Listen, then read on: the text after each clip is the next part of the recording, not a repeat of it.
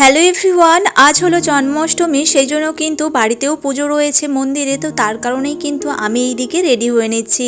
আর আজকে কিন্তু আমি বাড়ির মন্দিরের পুজোতে সংকল্প করব। তো যাই হোক, চলো এইদিকে এই যে স্কিনটাকে আগে রেডি করে নিচ্ছি আর কি। মোটামুটি করে একটু সাদা লালের আজকে শাড়ি পরেছি আর হালকা একটু সাজগোজ করেছি। এইদিকে কিন্তু আজকে একটু বউবউই সেজেছি।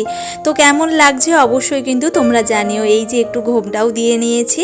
যাই হোক, এরপরে কিন্তু নিচে চলে যাচ্ছি, কারণ মন্দিরে অলরেডি পুজো কিন্তু শুরু হয়ে গিয়েছে। ঠাকুর মশাই চলে এসেছে, তিনি কিন্তু তার কাজ সব কিছু আর কি গুছিয়ে নিচ্ছে। এইদিকে এরপরেই কিন্তু পুজো শুরু হবে। এইদিকে ঘটের ওপর কিন্তু আমি বেলটা রেখে দিয়েছি চারদিকে আর কি, কলা গাছের সাইডে।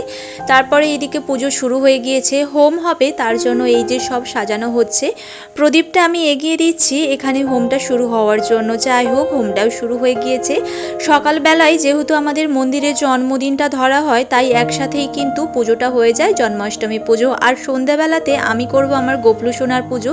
তার অলরেডি ছোট ছোট ক্লিপ তোমাদের সাথে শেয়ার করেছি। বড় ভ্লগ দেখার জন্য তোমরা কিন্তু অবশ্যই চ্যানেলটিকে সাবস্ক্রাইব করে রেখো।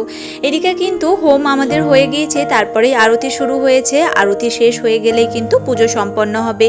আরতি শেষ হয়ে গিয়েছে, তারপরে কিন্তু আমরা এই যে একটু সানজল মাথায় নিয়ে নিচ্ছি, তারপরে এই যে টিপ লাগিয়ে দিচ্ছি। এখান থেকে আরতির কিন্তু তাপও নিয়ে নিলাম। যাই হোক, তারপরে এইদিকে এই যে ঘরের মধ্যে সব প্রসাদগুলো নিয়ে চলে আসা হয়েছে। আর এরপরে কিন্তু শাশুড়ি মা বসেছেন আর কি সবাইকে প্রসাদ দেওয়ার জন্য।